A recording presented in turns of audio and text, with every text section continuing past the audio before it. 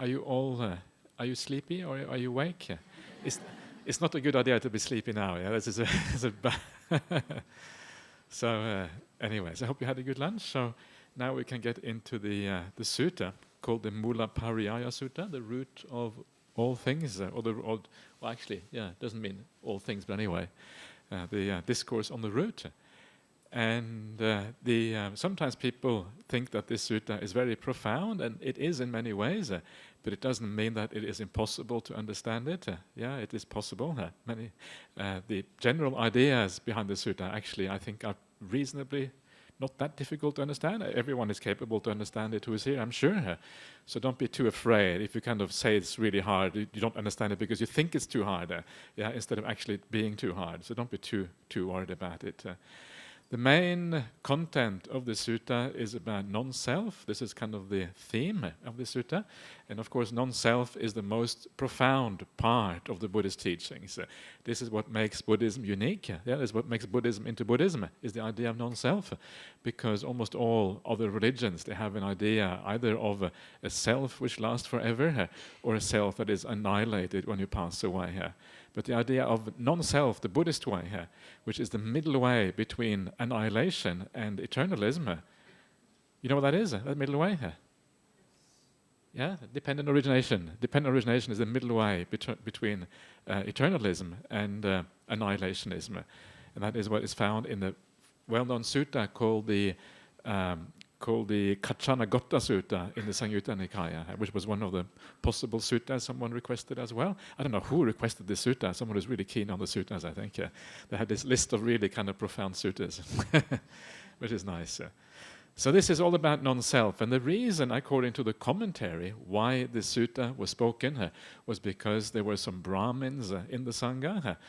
Brahmins, just then as now, I suppose, they had an idea of self, the idea that there's a permanent self, which often was considered to be equivalent to Brahma. Brahma is like the cosmic principle or the cosmic self, and then the small self of each one of us is kind of part of Brahma. This is kind of the Brahmanical teachings, which was already current at that time in the Upanishads, especially coming ultimately, perhaps, from the Vedas and all these things. So this is the background. So the Buddha trying to explain to these Brahmins, actually, there is no self. So to do that, he really has to kind of drive it home. So this is all about how he kind of drives home this message that there is no self, looking at it from a large number of different angles, if you wish. Okay, so that is just a little bit about the background. And as usual, when I do sutta readings, I usually allow people to ask questions at any time. So if you want to ask a question at any time as we go through this piece, please feel free to do so, because then it's kind of fresh in mind. It's easy to ask questions as we go along here. So let's see what happens.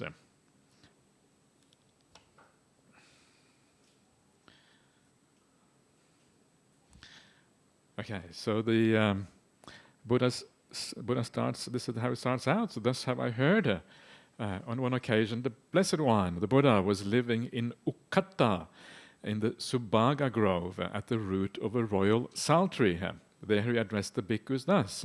Bhikkhus, Venerable Sir, they replied, and the Blessed One said this.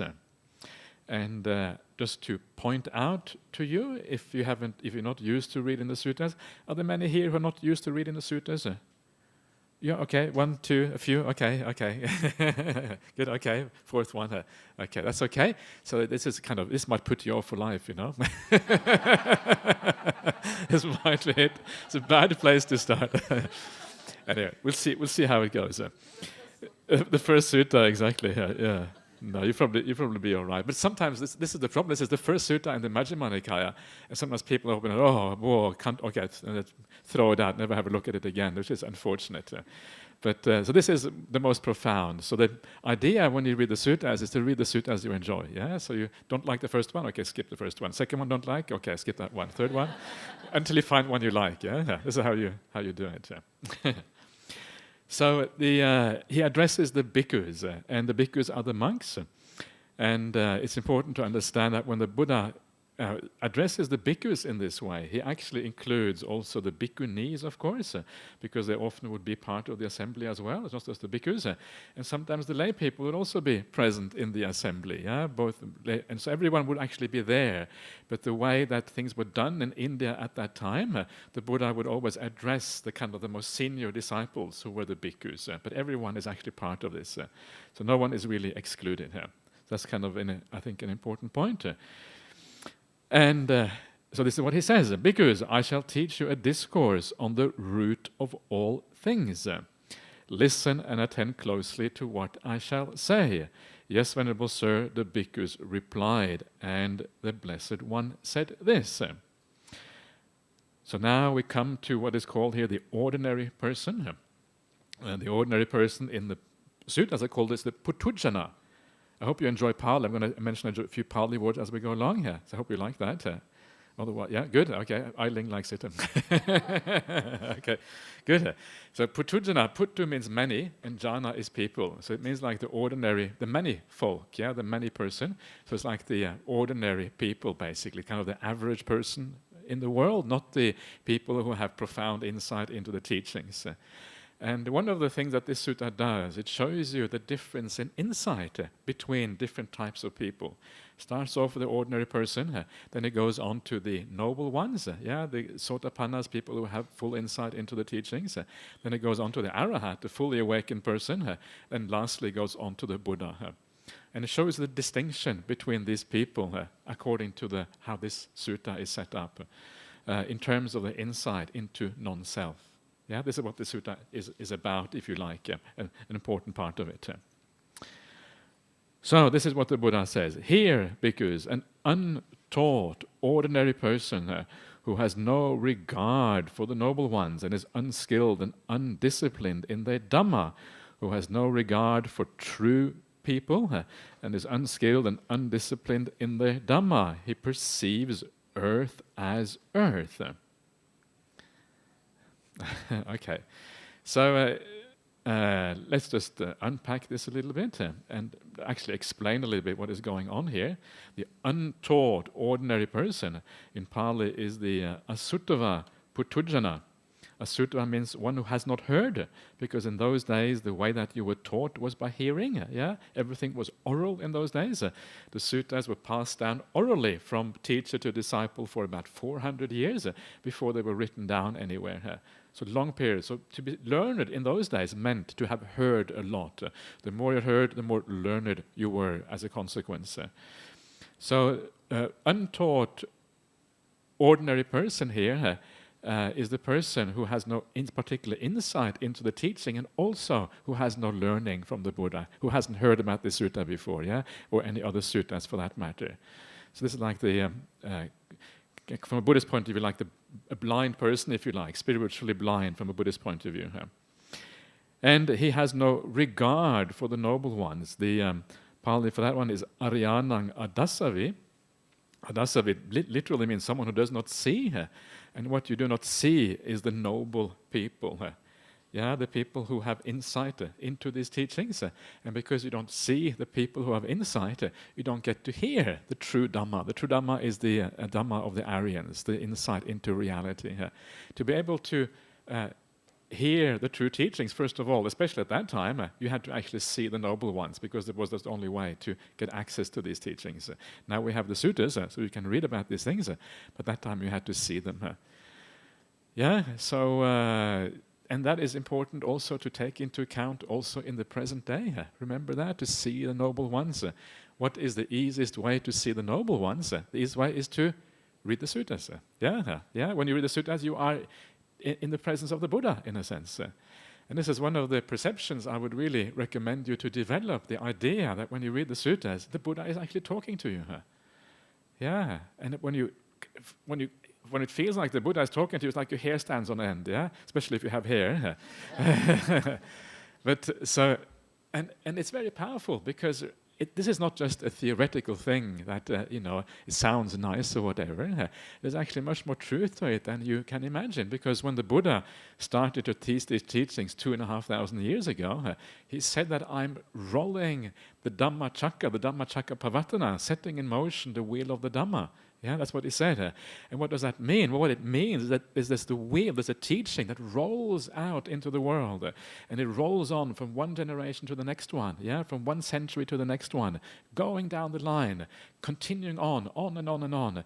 And after 2,500 years, it is still here. So, because the Buddha had that in mind from the very beginning, the Dhammacakkappavattana, the name of his first discourse, he knew that there would be people way down in the future listening to these teachings. He may not have known that we would be here today, yeah, but something similar to that, something very, very close to that. Maybe he would kind of foresee big cities like Singapore in the future, maybe, I don't know. And so because he had that in mind, he addressed his teachings in a way that was independent of culture, independent of time, yeah? So it applies to all people, because basically we are all the same. People don't want to hear that, but basically we are all the same, yeah? In a deep sense, we are all the same. So you can teach it in such a way that it actually applies to everyone. So in a very real sense, the Buddha is talking to each one of us, yeah? Because he knew that there will be people there in the future.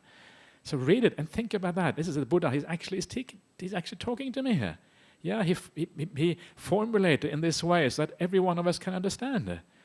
And once you get that, you feel far more in the presence of the Buddha than if it's some kind of ancient teaching that was taught to someone who you got nothing to do with. Yeah, it kind of draws you in and makes you much more feel that you have a part in this. Remember that when you read the suttas, you are actually Ariyanang Adasavi, rather, the opposite. You are the seer of the noble ones. You are in the presence of the Buddha himself. But of course, it's not just the Buddha. There are other people in the world today, maybe not so many, but there's still some people in this world today who are noble ones. People, sometimes you can have, it's hard to know sometimes who it is, but sometimes you have a feeling that some people have the Dhamma kind of present. Yeah, they have special qualities. You watch them carefully, you see that they have the qualities of the noble ones. And when you do that, then that's kind of encouraging. But it's very hard to be absolutely sure about that. And because it's hard to be absolutely sure, it's always good to come back to the suttas, come back to what the Buddha taught. That gives you like the gold standard for what is real Buddhism. And if anyone says anything that is opposed to the suttas, then it is likely to be false. So the untold person who doesn't see the noble ones and who is unskilled and undisciplined in the Dhamma, literally, who does not understand a kovida. Kovida comes from the root vid. Vid means to understand or to have insight. And undisciplined, vinita, that means like you have trained. Yeah. So it literally means someone who does not understand and who is untrained in the Dhamma of the noble ones. Arya Dhamma, the Dhamma of the noble people. Yeah, Dhamma here means teaching here. So unlearned, not lacking in understanding, and not trained in the teaching of the noble ones. And what happens? Then it says also who has no regard for true people. It actually says true men, but true people I think is better. And unskilled and undisciplined in their teaching as well. True men here means like superior people. It's just another word for Aryas, for the noble ones. Sappurisa is like the good people, if you like, or the superior people. Is what that really refers to. In other words, those who have insight into the teaching. This is often, the teachings of the Buddha are often lots of synonyms, saying the same thing in many different ways. So the noble ones, the Aryas, Sappurisa, these are all kind of just different ways of saying the same thing. And what does this person do? They perceive earth as earth. Yeah, so you perceive earth as earth. Doesn't sound very profound, does it? Perceive earth as earth. Okay, what does that mean? And there's many different ways that this can be translated, because the Pali Pattaving Patavito Sanjanati, perceiving earth as earth, it sounds like you are perceiving earth in the right way. That's what it sounds like, earth as earth, but actually it doesn't really mean that. Another way of translating this would be because of earth, he perceives earth. Yeah, because there is earth, you perceive earth. Earth here means almost like the solid element, the element of hardness or solidity in something. Whatever is kind of has that nature, if you wish. So because there is earth, you perceive earth. Because there is kind of the solidity here, you perceive solid things. Yeah, that's really what it kind of refers to. So when there is certain things exist, you have a perception accordingly. That's really what it refers to. But the point here is that even that perception for the ordinary people is already slightly problematic. Yeah, because one of the things, and this is kind of why in Buddhism we're always talking about insight and seeing things according to reality, is of course because we don't normally see things according to reality. We have a problem, yeah? And this is what we are bringing into this process of perception and seeing and understanding and thinking, or whatever. We bring that problem into this perception, so we give them a meaning that they don't actually have. So when you perceive earth, for example, you may think of it as more permanent than it actually is. You may think it's going to give you happiness. Yeah, this is my table. Yay! So nobody can take my table. Actually, they can. That's what you forget. So the table is impermanent. Yeah, but you think of it as permanent. You think it's going to give you happiness, whatever it is. And you think of it as potentially also as self. And this is what this sutta really is about. So there is automatically, for an ordinary person, there is a misperception called sanya vipallasa, distortion of perception, is what this is about. I should maybe say now, before I go on, that if this really doesn't make any sense for you, and if you what is this? What am I doing here? You are you are allowed to leave at any time. Yeah, don't feel bad. You don't have to sit here just to be polite or anything like that. Please leave if you want to go. That's perfectly okay. And we will only have compassion on you if you go. Okay. So you perceive earth. So because of earth, you perceive earth. Yeah. So having had that perception, the next one here it says you conceive himself as earth. Is the next one here. Actually, the Pali just says he conceives earth. So what does that mean? And the word for conceive is a Pali verb called manyati, which literally means to think. Yeah. So you think earth. And but the point here is that the manyati in the suttas is a kind of thinking which is distorted here. It's like, maybe I've heard the word papancha. Papancha is kind of a word people use a lot, yeah? This is kind of similar to papancha. It is a distortion in the way that you look at things. So manyati is a distorted perception. So I'm not sure if I agree with the translation conceive, because conceive doesn't necessarily imply distortion. So when Venerable Bhikkhu Bodhi, who is a translator of this, when he was translating the Anguttara Nikaya, I said, well, why don't we translate as misconceive instead? Because misconceive straight away gives the idea that it's a wrong perception. And he said, yes, okay. So in the Anguttara Nikaya, you will see he translates misconceive rather than conceive. And that's because of me. Yes, I was very happy with that. So anyway, so you misconceive earth. Yeah, he conceived himself as earth. This is what he is saying here. So what does that mean? And remember, what we are doing here, we're looking at different ways in which which a self can be. You can have views about a self. Yeah, this is a kind of a developed ideas of a self. These are kind of views that we have about the self. Not necessarily, but most of it, that is what it is. So what kind of view can you have about the self? One view is the idea that the body is like earth element. It's kind of solid, so you can identify with the body. And if you identify with the body, you are saying that you are. He conceives himself as earth. You are the body, which is kind of strange because most people would not identify 100% with the body. Yeah, but usually the mind will come along as well. So one alternative understanding of this would be, for example, when you have a nimitta, you do your meditation practice, you get a beautiful nimitta coming up, and those nimittas are still have a rupa, they still have form to them, yes? They're still related to the four great elements, or derived, if you like, from the four great elements, upadaya. And because they are derived from that, it can also mean an identity with like nimittas you get in your meditation practice. And that kind of makes more sense, because then you are moving more into the mental world. And not only the mental world, but a very beautiful mental world with lots of joy and happiness, etc. So this is one way of understanding this. You identify with the nimittas, or identify with the earth as a perception of the mind. Yeah, this is one way of seeing this, understanding this. An alternative way of conceiving here is that you misconceive yourself as in earth. Yeah, Pali just says you misconceive in earth. So this is the idea, and it's fairly obvious, the idea that you have a self, like a mind, for example, and your mind is like in the body. That's what it feels like, yeah? It feels like the mind is inside the body is here. So you are in earth, yeah? So this is the real self. The permanent essence is the kind of the me inside the body here. Yeah? So it kind of sort of makes sense. Then he conceived himself as apart from earth. And the idea here is that there are certain things that you are one thing, yeah, and earth is something else.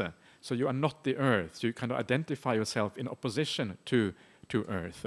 For example, you may have a very profound meditation experience of immaterial experience, and then you realize that there's nothing material about you. So the earth is outside, and you are something different from that. So there's like this is yourself, and the earth is over here. So these are just kind of ways of talking about the self, the way of having identity here. And then you have the idea that you conceive earth is mine. Yeah. So if there is something solid in the world, it belongs to you. Myself may be one thing, but any things that are mine, like these glasses, I think they are mine. Yeah. If you take them, I will not be happy. So, so this is kind of earth element. Yeah. So this is my earth element, so this is another way in which you identify a self. You identify because it owns stuff. The self almost always has something it owns, because that is what the self does. It starts off owning by owning certain attributes and properties. Yeah, if you have a self, it must have certain properties. It might be immaterial, it might be the mind, your perception, your consciousness, but it will have certain properties. And then that tends to expand out to ownership of things as well. This is kind of one of the nature of the sense of self. It owns stuff. So you know that it's there on account of its ownership, on account of owning him.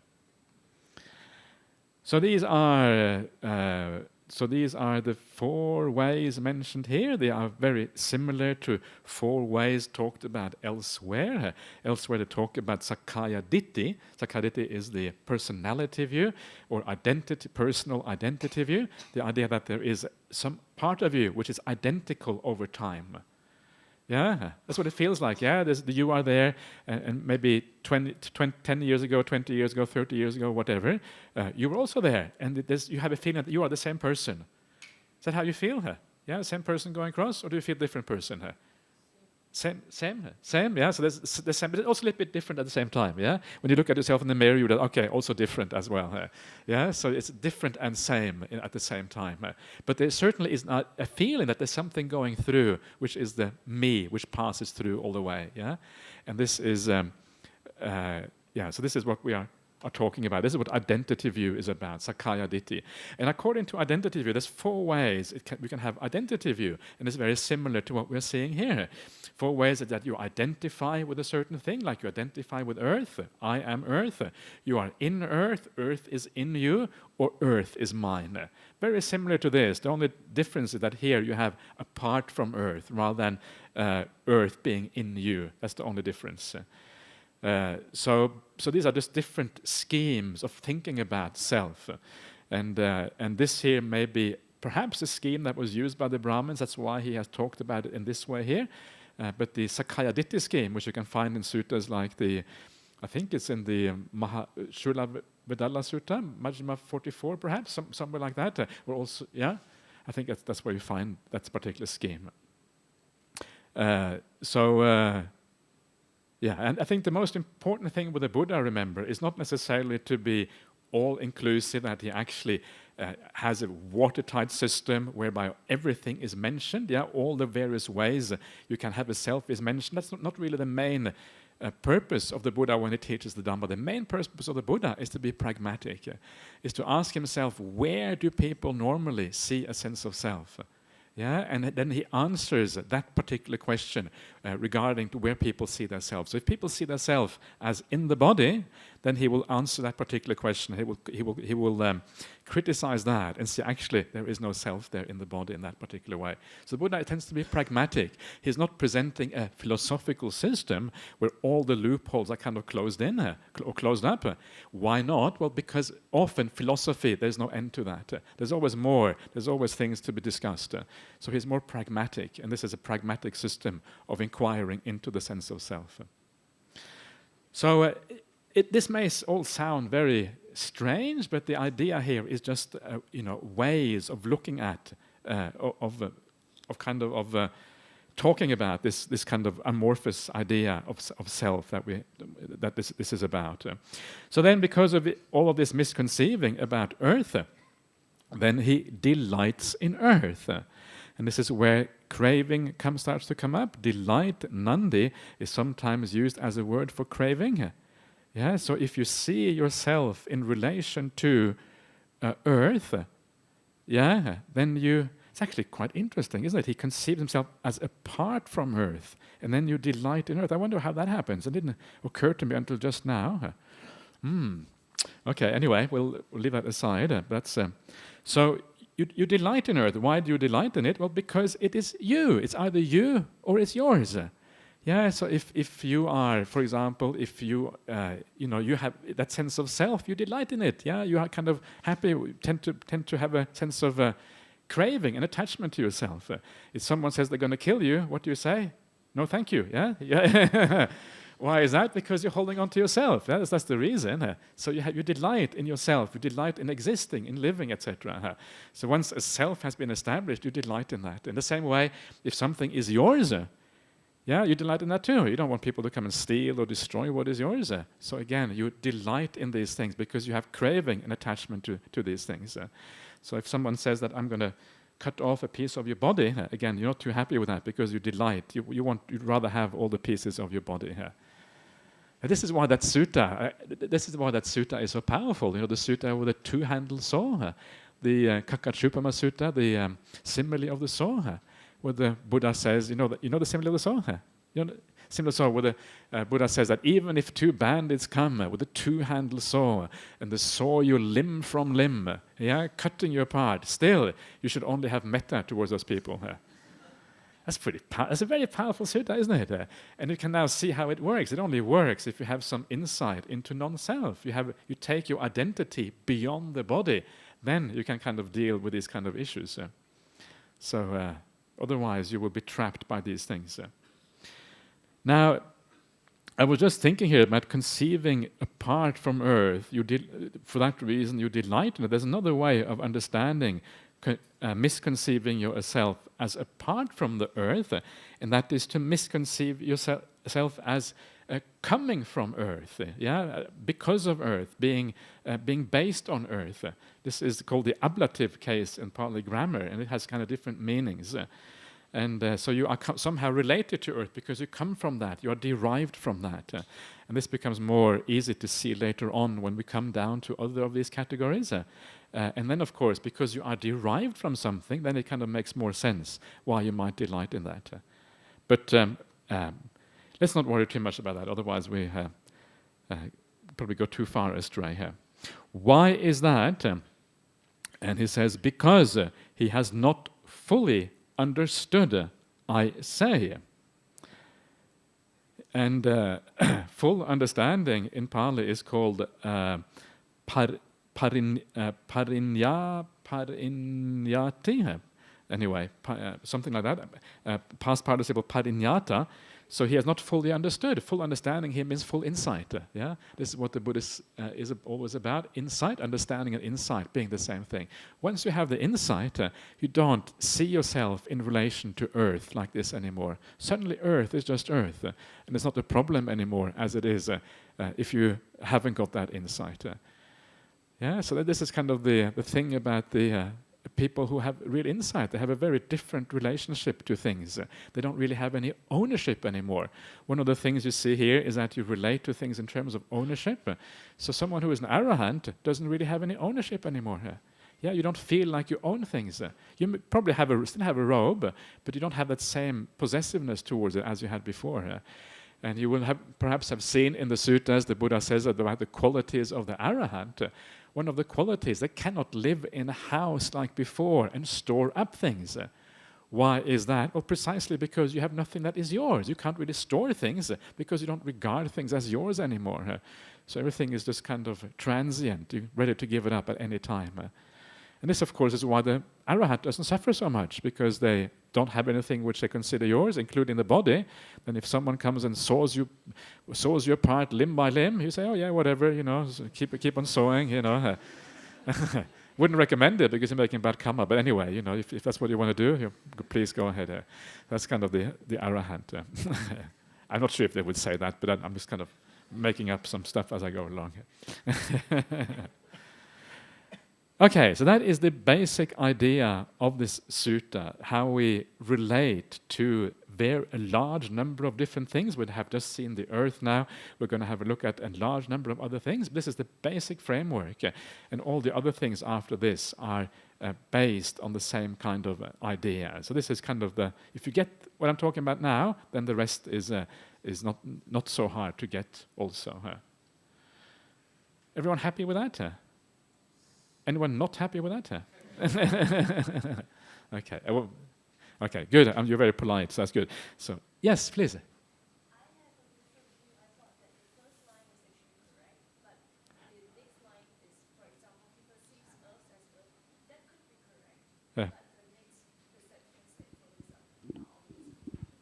I think perceptions are.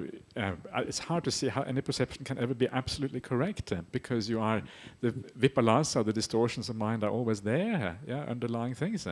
So there will always be some degree of distortion. But of course, the distortion gets worse. The more you think about, the more you kind of use your distorted ideas to think about this, the worse it gets, and the more kind of you appropriate it, the more powerful your sense of identity becomes, etc. So initially, it's very weak, but it's already there, kind of in embryo, as an embryo in a very small way, and it expands later on. That's how the commentary explains it, that it is there from the beginning. I cannot really see. I discussed it with Ajahn Brahm once, whether there is an initial point where it actually, see it really. But he agreed with that position, that there cannot really be an initial point where you see it as it actually is. It's always distorted from the very beginning, to some extent.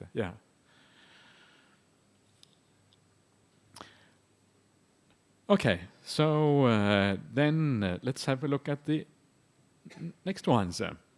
He perceives, because of water, he perceives water. Having perceived water because there is water, he misconceives himself as water. That's a bit strange, isn't it? Misconceive yourself as water, okay. He misconceives himself as in water. He misconceives himself as apart from water, or perhaps as derived from water. He misconceives water to be mine. He delights in water. Why is that? Because he has not fully understood it, I say.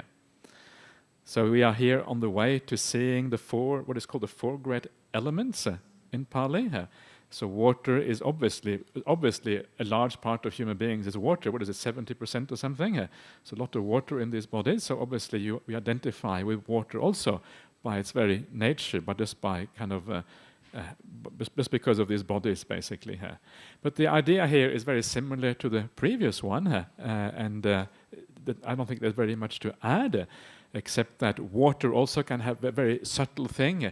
You can meditate on water, like the water kasina is one of those meditation objects, and that can become like a nimitta in your mind. So it can also, even this water thing can actually be very subtle, can be a very subtle idea of what you identify with it as a mental object rather than just a physical property outside.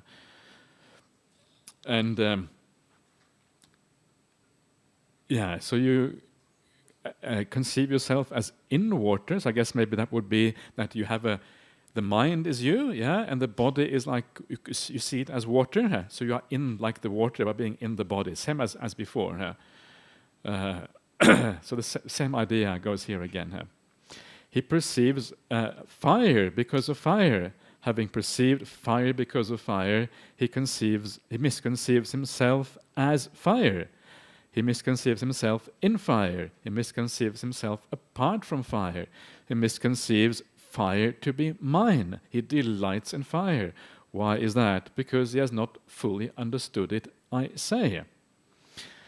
So again, fire, one of the great elements. It's like usually considered like the heat element in the body, which is the fire. So again, you are identifying with the body, the physical aspects of the body in a certain way. Same idea again. And there's also a fire kasina, so that too can be taken as a meditation object and can become very refined as a consequence of that. He perceives air as air. Having perceived air as air, he conceives himself as air. He conceives himself as in air. He conceives himself apart from air. He conceives air to be mine. He delights in air. Why is that? Because he has not fully understood it, I say. So, same again. Air, one of the four elements, same idea as before. I'm not going to go into that anymore. I think that's probably good enough. Yes. I think it is probably abundant in this case. Yes, it is. Yeah.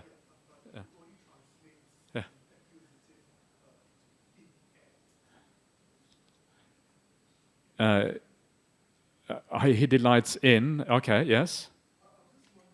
Yeah.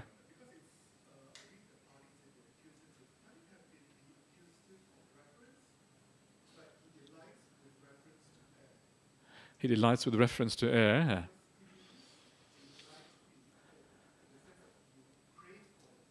Yeah.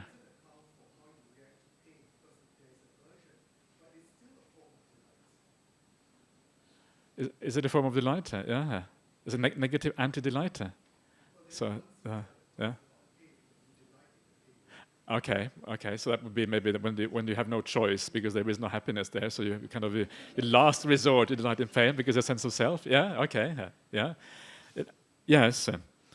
So you delight in these things rather, or reference to these things rather than actually in them. Okay. Possibly. Usually, usually if you have reference in these simple things, usually you will have the locative case. It's unusual to have the accusative. Maybe in certain kind of favorite expressions you might use the accusative, but it's not very common. So, you'd have to do a research project on how abhinandati is used, whether it's kind of used with delight in, or how exactly it works. So so I'm not sure.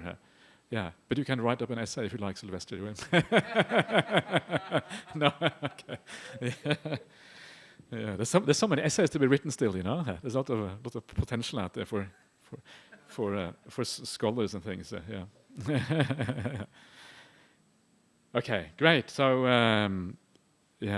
this is the problem. Sometimes there are people who know more about the sutras than you do, and then of course you have it's going to make life difficult. Sylvester is one of these people.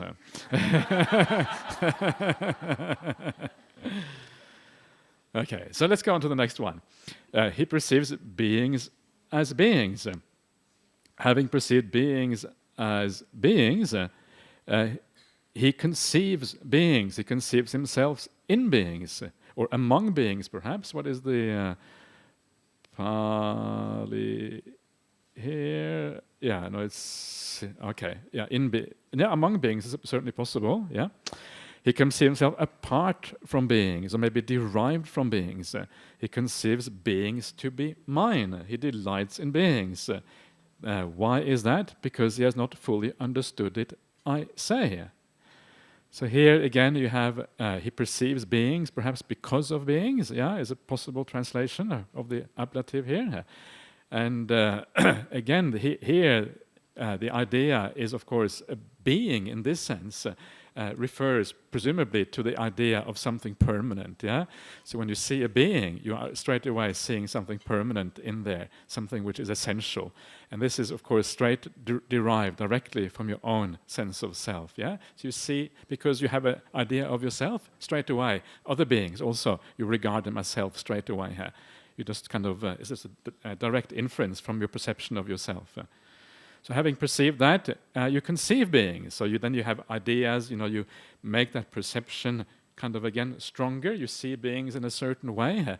beings here, Bhuta in Pali can be very broad in meaning. It can really refer to any being. But in this particular case, it seems to mean mostly like human beings and perhaps animals or something like that. Perhaps other lower beings as well. That seems to be the main meaning in this particular case. So you conceive all of these beings, you have ideas of self about them, yeah? You conceive yourself among beings, you are just part of these beings, so this is how you have your own sense of self in relation to the others. You conceive yourself apart from beings, or perhaps here, better derived from beings.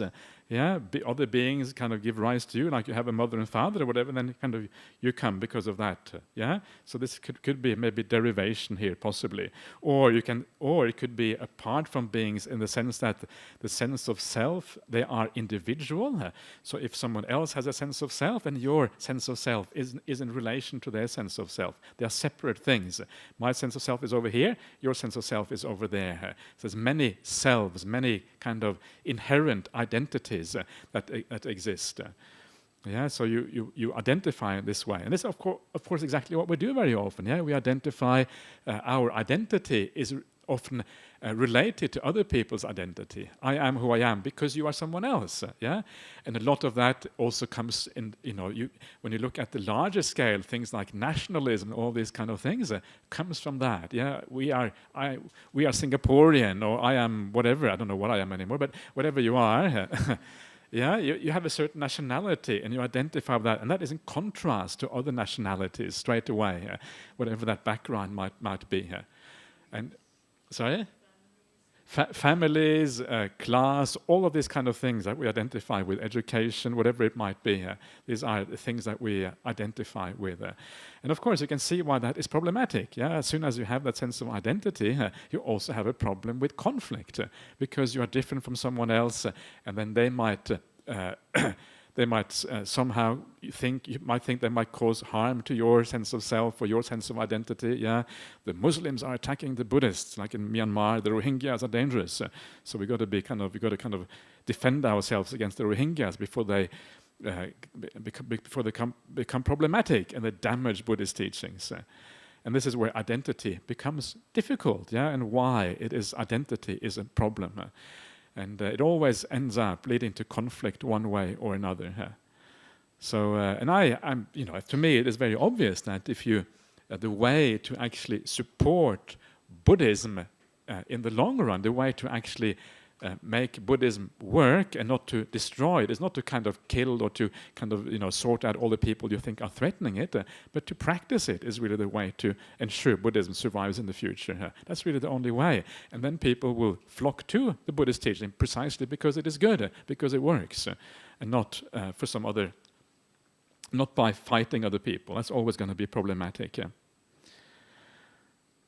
So this is the conception of beings, and then we can just move on to the next one. How much time do we have, Eileen? How long do we normally go for? 2 hours. Okay, that's quite a bit of time then. Okay, good. Okay.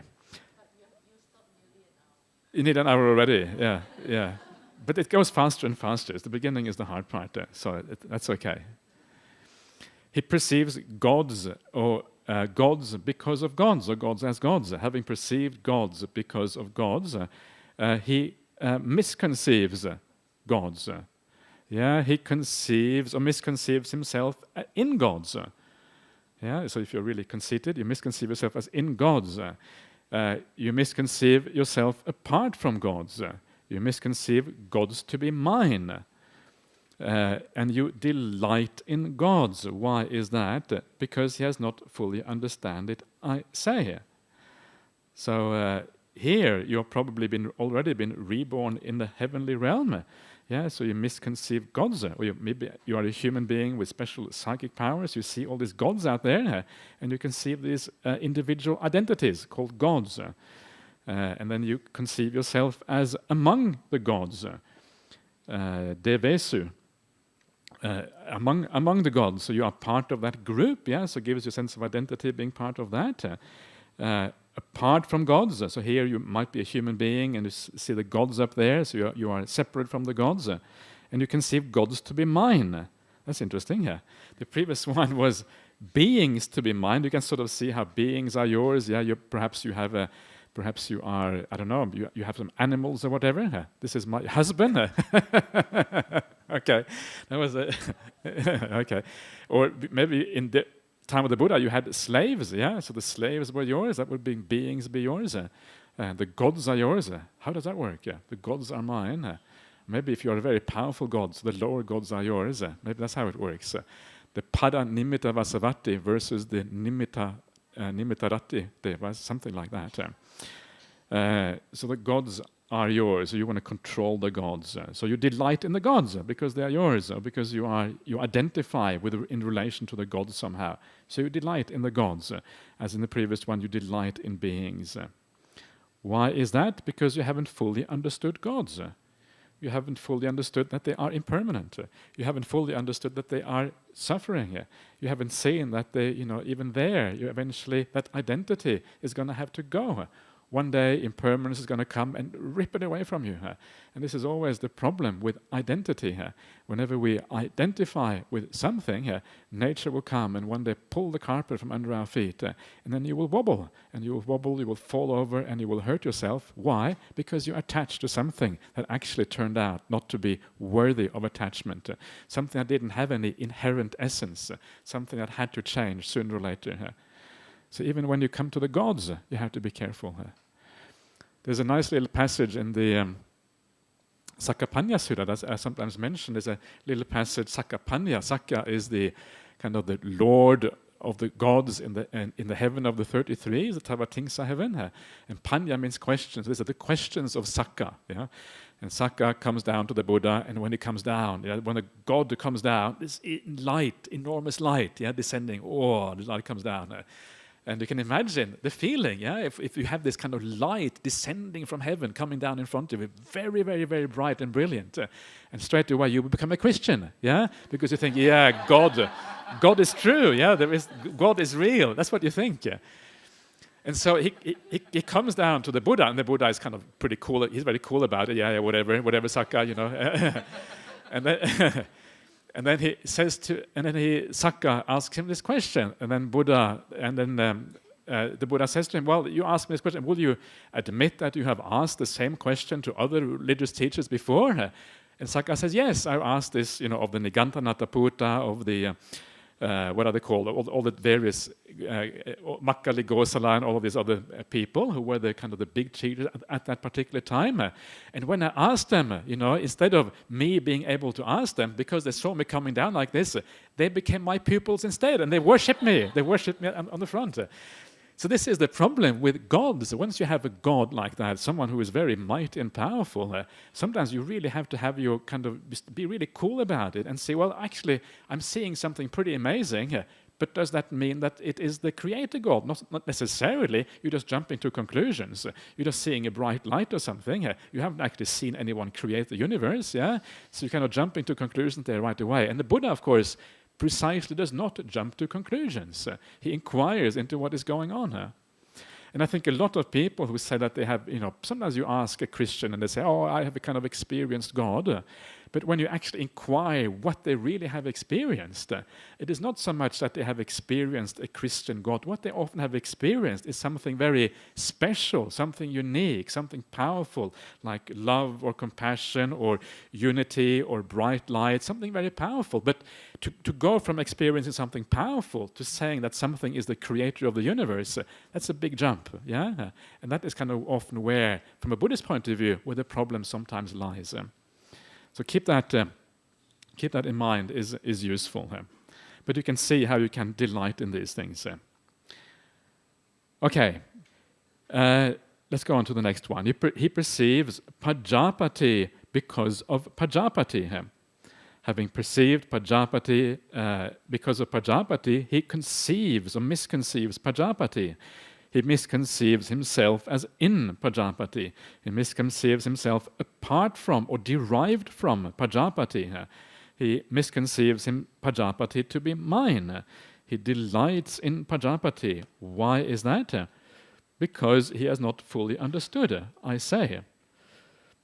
Pajapati means literally the Lord of creation. Paja is like the generation of the people, and Pati is Lord, so the Lord of creation. So this is actually one of the ways of saying the creator God, according to Brahmanism. Pajapati was sometimes a word for the creator God. It's how the universe was created. Yeah. So remember now what I said at the beginning. The Buddha is talking to Brahmins. So Brahmins would often have the view that there is a creator God. Yeah, Pajapati has created the universe. So what he's doing here, he's kind of undermining the Brahmanical idea that there is a creator that created the universe. Pajapati, if there is such a thing as Pajapati, obviously there might be a god who is called Pajapati, but he wouldn't be the god in the Brahmanical sense of being a permanent essence that is always there. Yeah, or a creator of the universe. So here he is undermining this kind of Brahmin, what the Buddha would have called the Brahmin conceit, the conceit that there is something there that is superior and permanent in this particular sense. And in this case, I think the idea of to conceive yourself apart from very likely means conceive yourself as derived from Pajapati. Because if Pajapati is the creator of the universe, well, then everyone is derived from that. Yeah, we come from that. So you have this idea of being born, like, the creation, exactly, the creation of Pajapati's creation. So, so you conceive Pajapati, maybe you also conceive yourself here as identical with Pajapati, You conceive yourself as Pajapati, which means that this is also a very Brahmanical idea, the idea of the small self being equivalent to the large self, the Atman and the Brahman being the same thing here. Yeah, so when you die, you kind of go back to the primordial Brahmanical state. You conceive yourself as Pajapati, as part of that. As in Pajapati, you can... you're like a subpart, perhaps, of Pajapati, and you conceive yourself Pajapati to be mine. That's interesting. I wonder how that works. So that means that the Creator God is yours. You have control over the Creator God. So does that mean you created the Creator God? Is that what it means? Yeah. My God. This is my God. Okay, in that sense. Okay, I'm not sure. Usually it means, ownership in a more literal sense, usually. And anyway, okay, possibly. Okay, thank you, Eileen, for an alternative interpretation. That's, that's good. We can add a few interpretations here. So, and I think one of the point here, we have 4 different ways in which you relate to a particular thing, 4 different ways in which you relate to Pajapati and everything else. I'm not sure if all 4 are actually meant to relate to every one of these topics. So, for example, with Earth, it is more likely that you regard Earth as mine, not so much that you identify directly with Earth. Here, I would say it's more likely that you identify directly with Pajapati, but not so likely that you regard Pajapati as mine. So there will be different one of these 4 that are more relevant in the particular cases. But there's a kind of standard way of saying it all the way through. Okay. Next one. He perceives Brahma because of Brahma. Having perceived Brahma because of Brahma, he misconceives Brahma.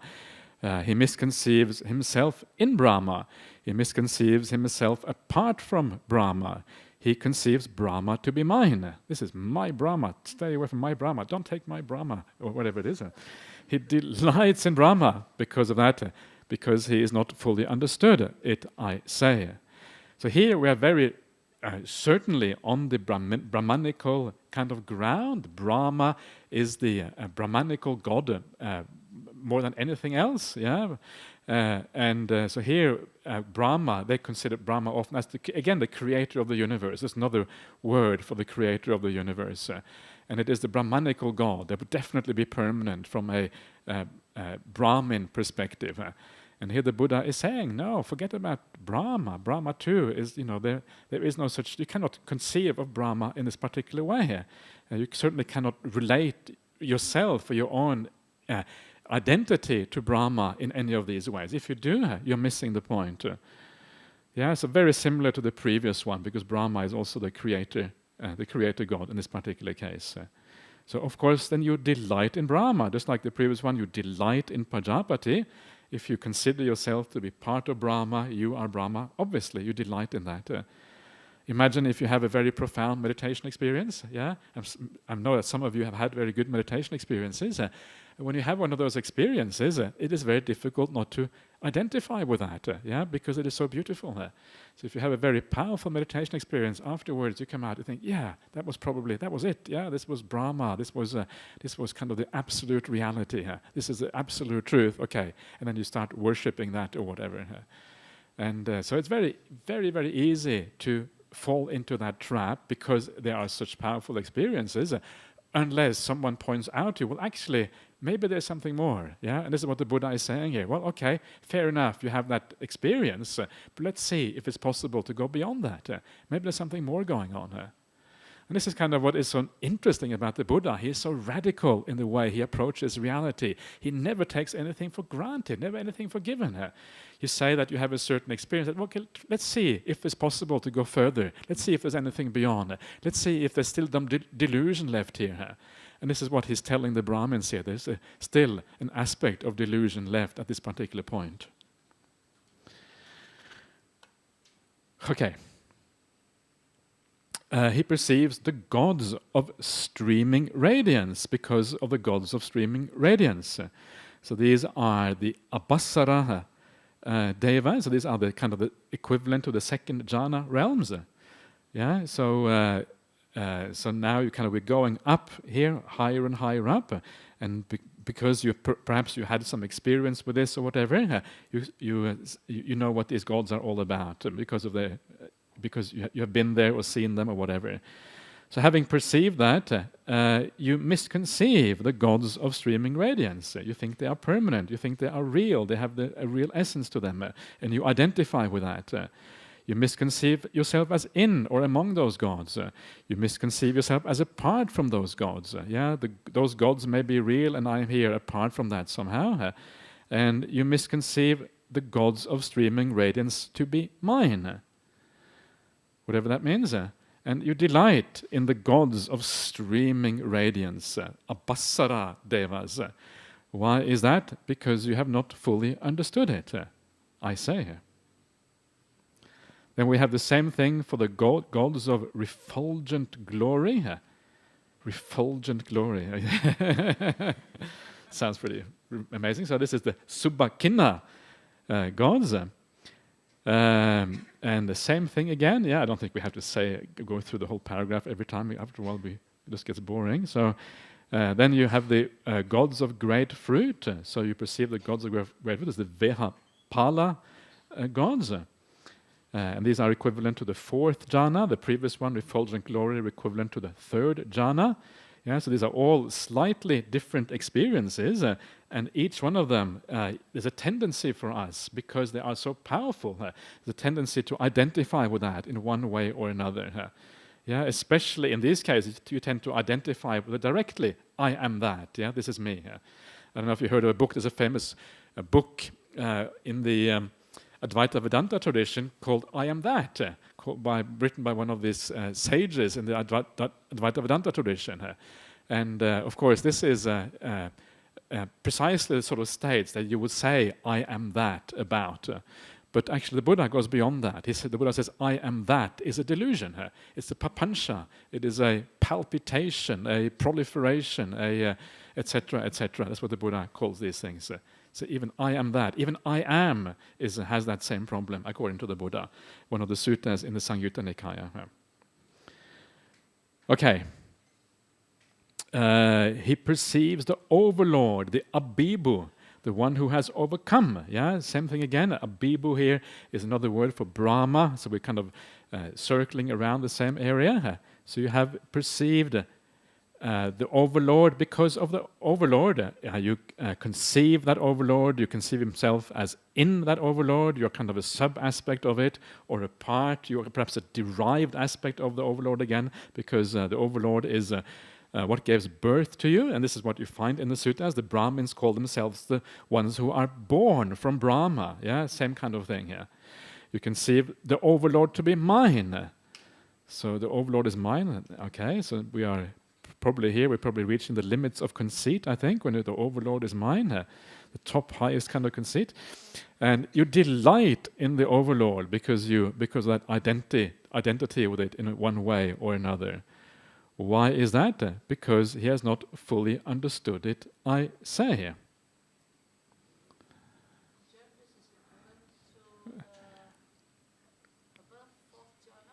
This is, I would say, Abibu, Overlord, usually is a reference to Brahma, usually. Yeah, I think the commentary says one thing, but I'm not sure if the commentary is right, because the idea of Abibu is often equated with Brahma in the Sutta. It seems to have been what they used at that time as a word for Brahma. I think the commentary says it's like the unconscious, the asanya-satta, the beings without perception. But sometimes, the problem is that the commentaries were often written in Sri Lanka 1,000 years after the Buddha, and often they didn't necessarily understand some of these Brahmanical terms, so it would depend. So it's an interesting way. The commentary may just want to fill in all the blanks to make sure everything is included, but that may not have been the Buddha's intention. The Buddha's intention may have been more to persuade the Brahmins that they were wrong in their theories, so I think it's perhaps more related to the Brahmanical outlook. Yeah.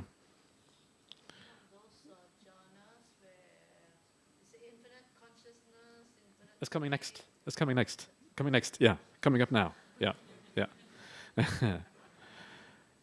Okay, so then we come to the 4 immaterial realms. Yeah, same thing again. It's pretty boring, isn't it? One exactly the same, again and again and again. Oh dear. Okay, anyway, we have started now, so we're going to have to continue. So he perceives the base of infinite space as the base of infinite base, or you can again say you perceive it because it exists, because of the base of infinite space. Having perceived the base of infinite space because of the base of infinite space, you misconceive that base. Or as yourself, as equivalent to yourself. You become, this is what you are. You conceive yourself in that base, as part of it, but it is more than just you. You conceive yourself apart from that, so you identify as separate somehow from this particular thing, or perhaps as derived from it. And then you conceive the base of infinite space to be mine. So you are more than that base, but you take ownership of it at the same time. And because all of this is related to yourself, you delight in that. Yay, base of infinite space, hooray, it is mine. Yeah, that's how you think, perhaps. Why is that? Because you have not fully understood it, I say. So the base of infinite space is like the plane of unlimited space. It is one of those weird states of samadhi that you can get, which is all you have is a perception of no unlimited space. That's all you have, nothing else, just unlimited space. Yeah? and then the next one is the plane of unlimited consciousness. Same thing again. They have same kind of relationship to it as the previous one. So you can imagine what that. I don't know if you can. Maybe you can imagine what it's like. Unlimited consciousness without limit in all directions. Just consciousness. How is that different from unlimited space? Well, not sure, but it's obvious. It's supposed to be different. Then you have the same thing about nothingness. Infinite space sounds a little bit like nothingness already, but now you get to nothingness, so that's not even that, So you have a conscious perception of nothingness. So you identify with nothingness. I am nothingness, And so this is the akinchayatana in the Pali, so identify with that. Of course, the point is that it may not sound all that interesting to be nothingness, but of course, the point is that it is a very, very delightful perception. You really tend to hang on to this thing, cling to these things, because they're actually very beautiful. When you come to nothingness, even though there is nothing, it is incredibly peaceful and incredibly beautiful. The deeper you go into these samadhi experiences, the more powerful it is, and the more strongly often you will identify with them because they are so powerful. Then we have the last one, which is the perception of neither the base or the plane of neither perception or non-perception. And again, very hard to understand what that means. Yeah, the perception of neither perception or non-perception. It's again very obviously something very refined, and now you identify with that. So no need to worry too much about all of these things. The point is that the Buddha is trying to take away any possibility of attaching to anything. So these are all the kind of perhaps terminology that was known in those days. Perhaps more has been added later on to kind of fulfill that, make that list complete perhaps.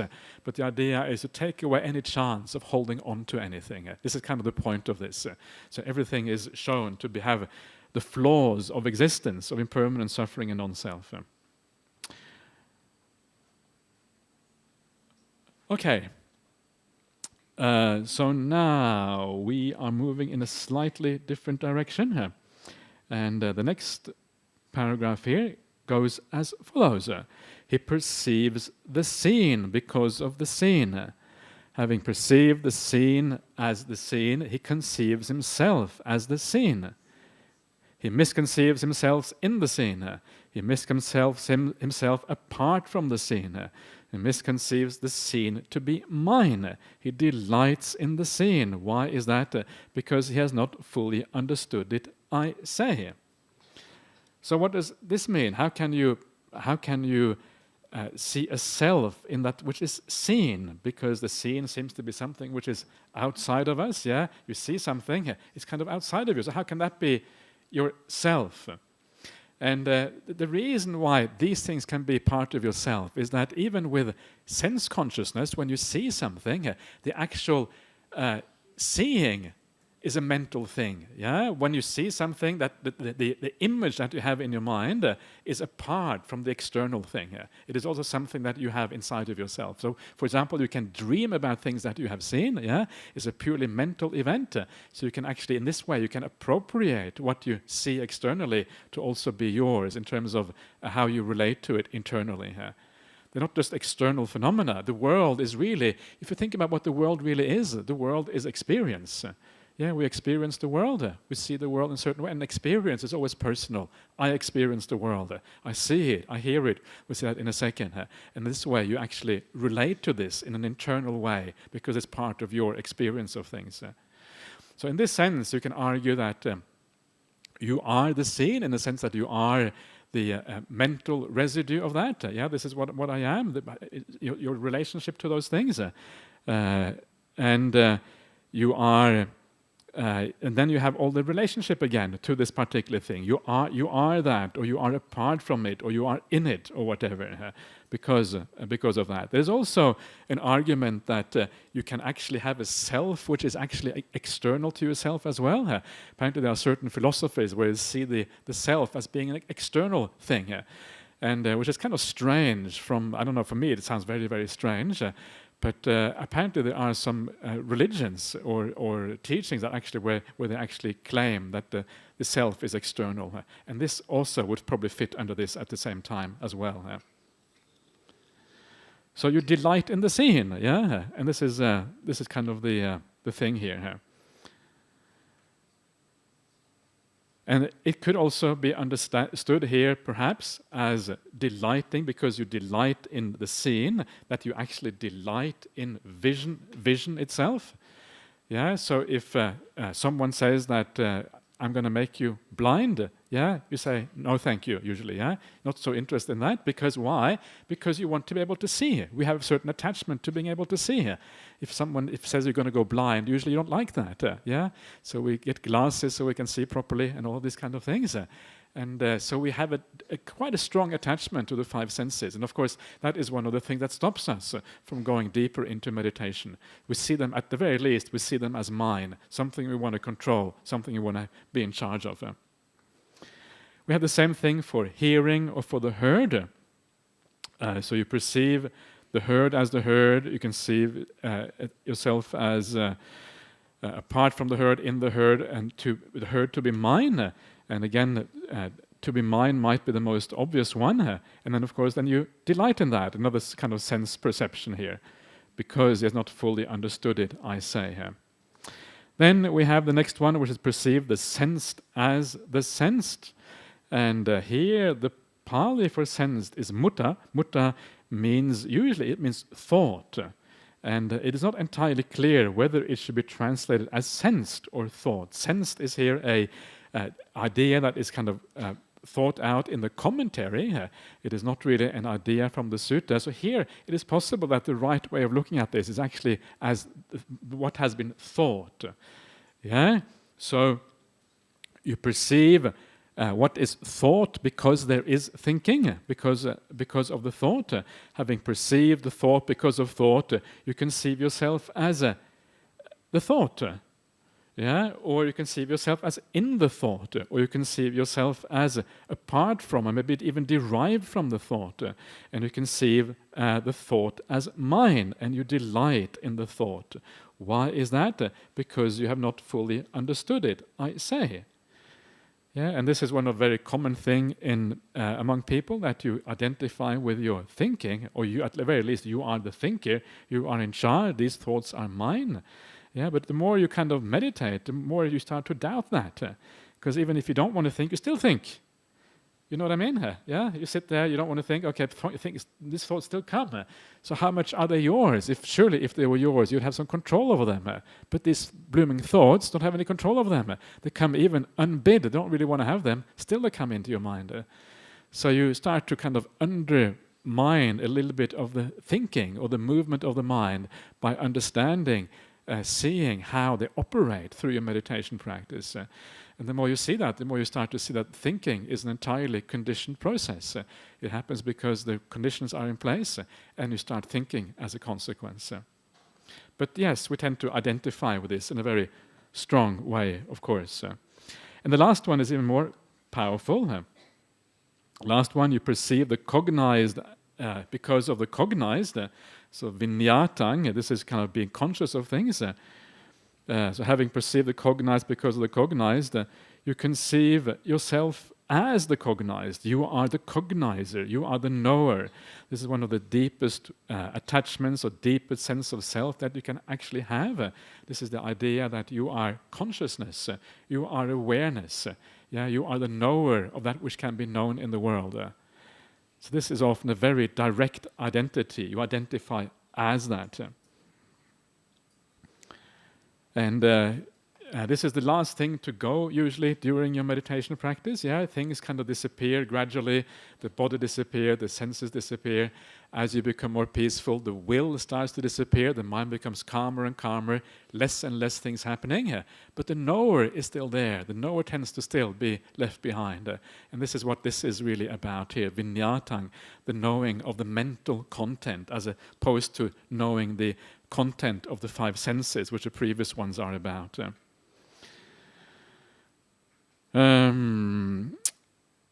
So you conceive yourself in the cognized. Okay, so you're part of it. Apart from the cognized, I don't know how that works, how you can be apart from the cognized. Usually cognized is kind of the root of most other things, maybe derived from the cognized. And the cognized as mine, and you delight in it because of all that identity business. Why is that? Because you have not fully understood it, I say. So this is one of those interesting things and very profound things about the Buddhist teachings, that even your awareness, even your consciousness, your ability to know anything at all is actually impermanent, comes and goes, disappears and arises again. And this is what is so fascinating. And of course, this is very, very hard to grasp, precisely because it is so profound. You need an extremely still mind to be able to see this, and how the consciousness moves from one sense to another one. Sometimes it even disappears completely, and then re-arises again, and then you can actually see these kind of things.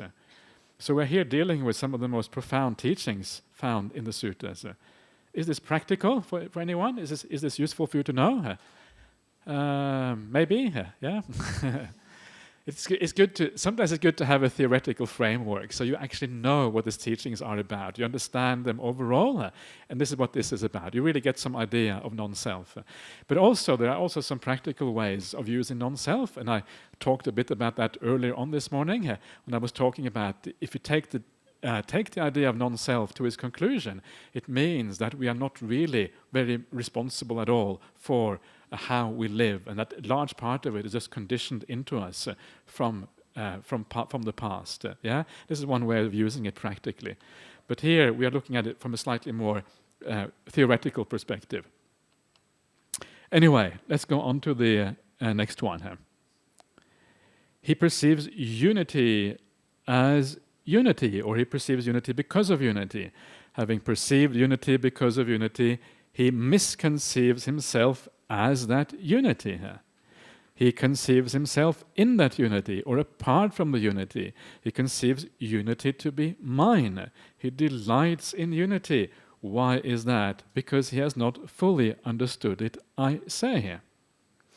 And this is an important one, because unity here is really another way of talking about samadhi. So far, we have really been talking about external phenomena, Brahma being an external phenomenon, and other phenomena which are outside of us. But here we're coming to things that we can experience ourselves in meditation practice. And at that time in India, there were many people who were very skilled meditators, who attained very deep states of samadhi. And you may remember the Buddha himself, before he became the Buddha to be, he would go to Uddaka, Ramaputta, and Alara Kalama. You know that story? Yeah? And he would practice under them, and he would attain very profound states of samadhi. And this would have been part of this thing called unity here. Ekata is the Pali word. And so he's pointing out that even these very profound experiences, yes, you may experience unity. It means that your consciousness, everything is completely unified. It feels like the world is one. Yeah, it feels like everything is one. And if you misconceive that, you get to these ideas like everything is one. We are all the same. We're all kind of part of the same consciousness or whatever. That is how it is very easy to misconceive and misconstrue this experience, because they are so incredibly powerful. There's nothing outside of this. I'm completely unified. There's no movement of the mind. Yeah, there is no kind of sense of self. It's almost completely gone. Actually, it is basically gone, because all that is left is consciousness. Only afterwards, when you come out, you can take that as a self later on. But really, the sense of self is no longer there, because the sense of self is very often has to do with the doer, the agent in our life. And if you're no longer, if the agent is gone, there's no sense of you being there anymore. So these are extraordinarily powerful experiences, and that is why the Buddha here is taking this separately. This is what samadhi really is about. Okay, so you most likely here is that you identify with the samadhi directly, so you conceive yourself as that unity. It is yours, your unity.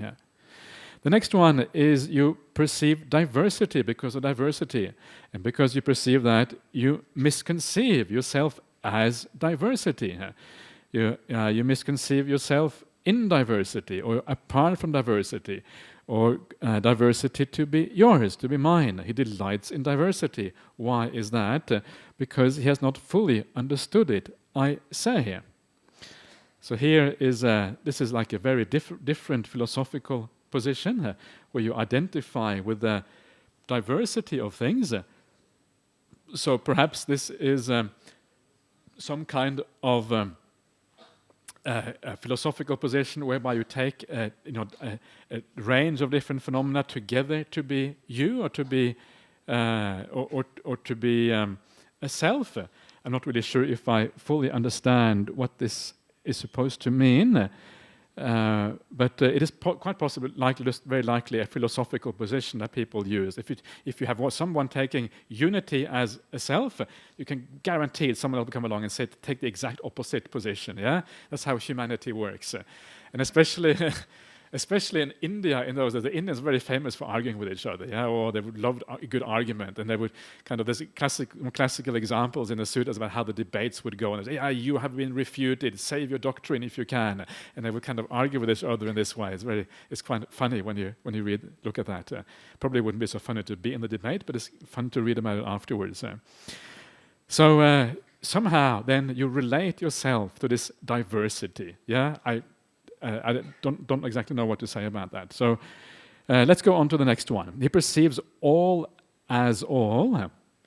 Having perceived all as all, he misconceives himself as all, as everything. Yeah, he conceives himself in all, he conceives himself apart from all, he conceives all to be mine. He delights in all. Why is that? Because he has not fully understood it, I say. So here, this is a philosophical position whereby you consider everything just to be part and parcel, be kind of all belong together in one thing. Yeah, everything is just part of some larger thing. And this is also part of, I think, some of the ancient Indian philosophies that still exist today. The idea that the multitude or the diversity that we see in the world are rooted in one single thing. And it's just like a multitude of illusions that come back to one thing, really. So you see the all because of all of these things, and then you have a philosophical position about it, and then you have a relationship between your supposed identity and that philosophical position. So you can see how it gets quite complicated after a while. And then you have your relationship, either you identify with that all, you are in it, you are apart from it, or whatever, it's yours. And of course, straight away you then delight in that, because it is yourself, after all, that it's all about. Because about yourself, you have to delight in that. Why do you do all that messing around? Because you haven't understood it, says the Buddha. And then the last one, and this is an interesting one, because this is becoming closer home to Buddhist ideas again. And you perceive Nibbana because of Nibbana. Having perceived Nibbana as Nibbana, you conceive himself as Nibbana. You conceive himself in Nibbana. You conceive yourself apart from Nibbana. You conceive Nibbana to be mine. He delights in Nibbana. Why is that? Because he has not fully understood it, I say. So it is not entirely clear what is meant by Nibbana in this particular context, but the way that I would like to interpret it, at least for now, is that here it means people's ideas about Nibbana. Yeah, when you perceive, if you are a worldling, and you are a putujana, an ordinary person, you don't really know what Nibbana is. So whenever you think about Nibbana or you perceive, it's guaranteed to be wrong. So it's really just your idea of Nibbana. It's completely misconstrued, very likely. So you have some idea about something. And because of that, you then start thinking about it, you misconceive it even further, and you identify with that Nibbana. This Nibbana is mine. And this is actually, this is more important than what you might think. And the reason why this is important is because the idea of misconceiving Nibbana in this way is actually very common, even in the present day.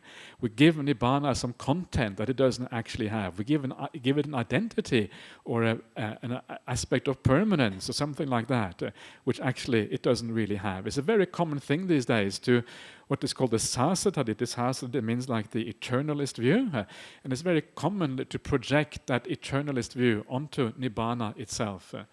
So people see Nibbana as an eternal thing. I will go to Nibbana and I'll hang out in Nibbana forever after.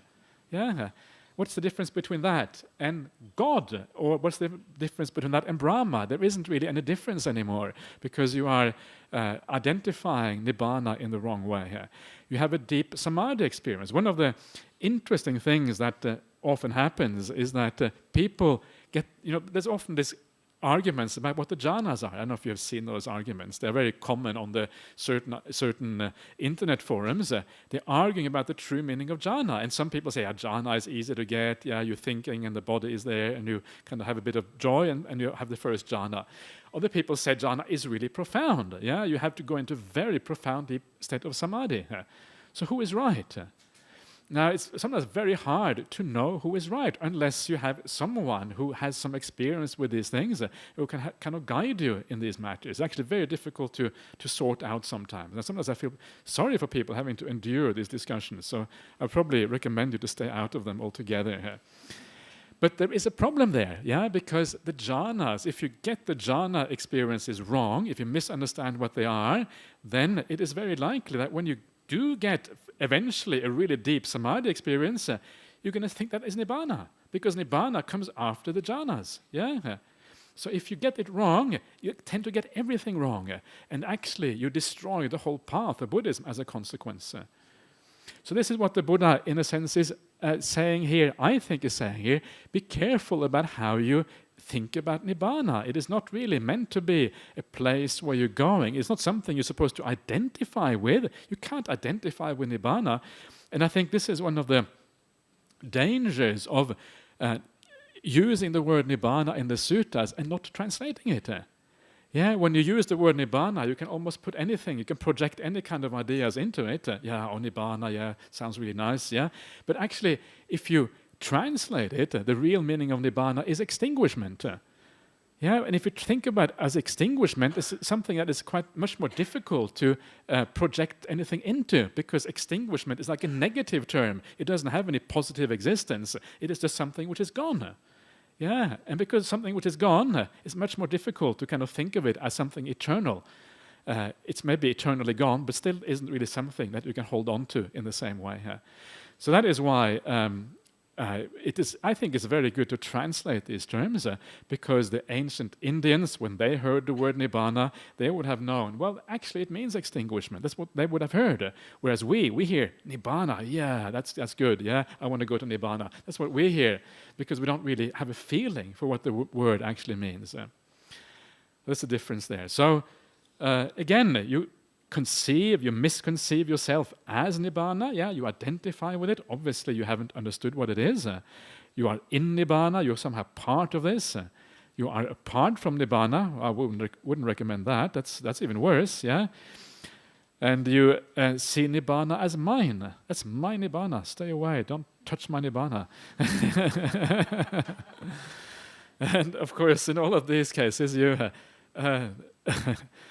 delight in it, because you are attaching to it some way, one way or another. Okay. So there you are. These are the various ways that the Buddha talks about this view of a self. Yeah, the various ways it can arise. Some of these overlapping, some of them I'm not even sure if it is a complete map, but at least there is a lot in there. So what do you think?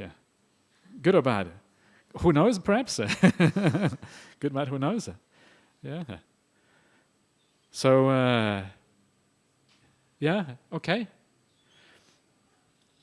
Let us continue, and let's just do the last part very quickly. I'm not going to do this very long, because it is actually fairly, it is not perhaps straightforward, but it is not that much to add to what we have seen so far here. So the next one here is for the disciple in the higher training. So this is the Arya, the noble ones, and the noble ones are not including the Arahants in this case, but those who are still striving for Arahantship, but the ones who have an insight into the teaching, yeah? And because they have an insight, this is how they are explained. Because a bhikkhu who is in the higher training, whose mind has not yet reached the goal, and who is still aspiring to the supreme security from bondage, he directly knows earth because of earth, or as earth. So you can see the difference here. In the previous one, it said perceives earth as earth. Here he says directly knows earth as earth. And this is the thing about the stream enterer. Once you become a stream enterer, you have seen reality. Yeah, this is what stream enterer is. You have seen the Dhamma, the teaching of the Buddha, what the Buddha taught us. So this is why here it says you directly know these things. And directly knows means that you don't have a misperception of it anymore. You don't have the view that there is something which is inherently mine in this. It is not inherently happy. It is not permanent. It's not beautiful. It has the exact opposite attributes. The problem for the stream enterer is that the stream enterer, even though they have this view hasn't kind of sunk into their mind 100%. So the stream enterer still has some work to do to also rectify their thoughts and their perceptions. Yeah, and this is kind of the difference here. So the stream enterer, even though they have the view, they know this, still sometimes they think wrongly or they perceive wrongly because of the old habits. But if you ask them, if you go, okay, listen, stream enterer, yeah, have you ever done that before? Listen, stream enterer, what is your view about Earth? And they will, oh yeah, Earth, yeah, that's impermanent. They will know that. But still, they might think about it occasionally. Yeah. So this is the problem here. So this is what comes up next then. Having directly known Earth as Earth, he should not conceive, or they should not conceive themselves as earth, or should not conceive themselves in earth, should not conceive themselves as apart from earth, should not conceive themselves as earth to be mine. He should not delight in earth. Why is that? Because they must fully understand it, I say. Yeah, so there is this work to be done by the stream enter. They have penetrated, they have got the right view, but now they have to align all the other mental faculties, the perception, the thoughts, everything has to be aligned with that view. Still, there's a residue left in the mind which misunderstands. And to understand this, there is a nice sutta in the called the Khemaka Sutta in the Kanda Samyutta. And there's a monk called Khemaka, and he is it him? Yeah, I think it is him. And he explains the distinction here between the stream enter and the Arahant. Because all of these monks, they think he is an Arahant because he says, I have understood this. And he says, no, I haven't, because I'm just a stream enter or an anagami or whatever it is. And then he says, it's just like when you have washed your clothes. After you have washed your clothes, they can still smell a little bit of washing powder. In those days, they used cow dung for washing. Kind of nice, isn't it? Is it cow dung for washing? Yeah, I think cow dung is supposed to somehow sterilize. It has a kind of sterilizing effect. So they used cow dung in those days for what these days we wouldn't think that is such a good idea. But in those days they used cow dung. And so they still smelled of cow dung afterwards. So then when they finished with the washing, you would put the clothes in a scented casket, a casket which is perfumed. Yeah, and then after a while the cow dung disappears and the clothes smell okay again. So the stream enter is like the one who has washed his clothes. There's a little bit of cow dung smell, yeah? So for the cow dung smell to disappear, you just have to wait for a while. You have to keep on contemplating for this, and one day the cow dung is completely gone, yeah? And just perfume behind it. And then you know you're an Arahant as a consequence. So that is the simile. It's actually right there in the sutta. It's kind of nice. And it's interesting, isn't it? Sometimes you read these things just because it's also interesting to read about India, read about a different culture 2,500 years ago, and to see the contrast. Yeah, it's it's also fascinating in a sense.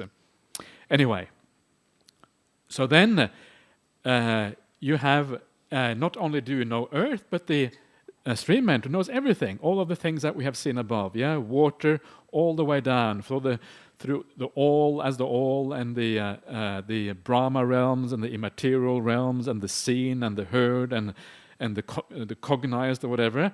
All that is part for the stream enter. All of that the stream enter has known. And last of all, he has known or she has known Nibbana as Nibbana, having directly known that they don't misconceive Nibbana as being somehow related to their self. Nibbana means extinguishment, and it doesn't mean nothing you can appropriate or attach to in Nibbana, because it is just the ending of things, the ending of the defilements primarily, but also ultimately an ending of experience at the very end of it. Why is that? Because this person must fully understand it, I say. Yes?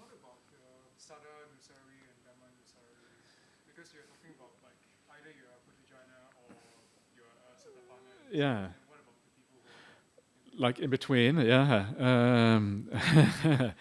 I think they are. I think they are like obviously very close to this kind of realization. Yeah, they're almost there, but they haven't really fully attained it yet. So it must be kind of a stage where you almost know that this is going to happen, and then you are kind of just almost like waiting for it to happen. It is interesting. They must be very close, because one of the things about them is that you know that you have to become a stream enter in the same lifetime. Yeah. So I think it says somewhere in one of the suttas, it says that a sadhanusari, dhammanusari can never take any sankhara as self or as permanent or as happiness. So they know that no particular sankhara can be taken that way, but it seems they haven't yet taken the inferential leap to understand everything actually is like that. So if you ask about a specific thing, they will know, but they haven't really made the leap to know that everything actually is in this way here. So they're very, very close. Yeah. Okay, so let us look at the Arahanta. Bhikkhus. A bhikkhu who is an Arahant, with taints destroyed, who has lived a holy life, done what had to be done, laid down the burden, reached his own goal, destroyed the fetters of being, is completely liberated through final knowledge. They too directly know earth because of earth.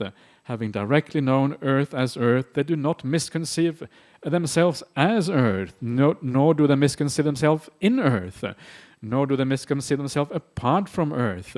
They do not misconceive earth to be mine. He does not delight in earth. Why is that? Because he has fully understood it, I say.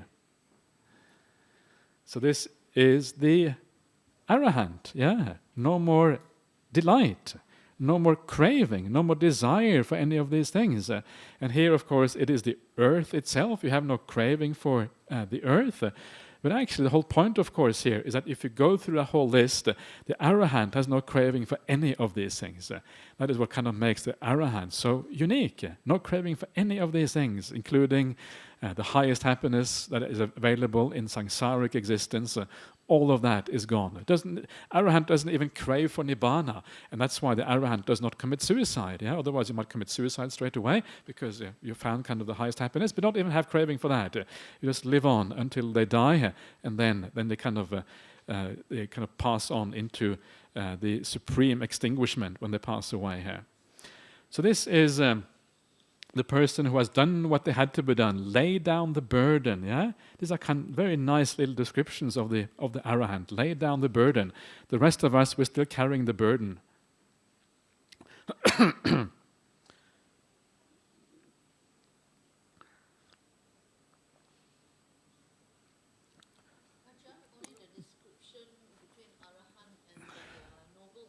Yeah. Different because after that it is should not conceive Yeah. or do not conceive or does not. Yeah, it does not conceive. The other one is should not conceive. This one is does not conceive. Yeah, that's the difference.